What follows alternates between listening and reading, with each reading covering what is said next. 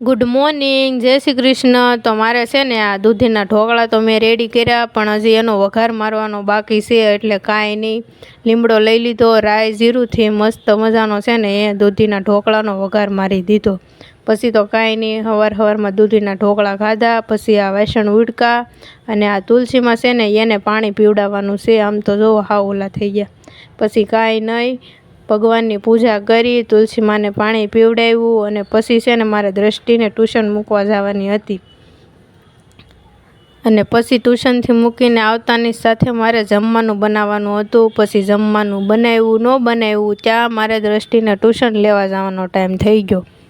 પછી હું દ્રષ્ટિને ટ્યુશન તો લેવા ગઈ, લઈને આવીને તો મને કહે, મમ્મી તું મને સાયકલ લઈને ટ્યુશને જવા દે, અમારા મેડમ છે ને એ એક્ટિવા લઈને આવે।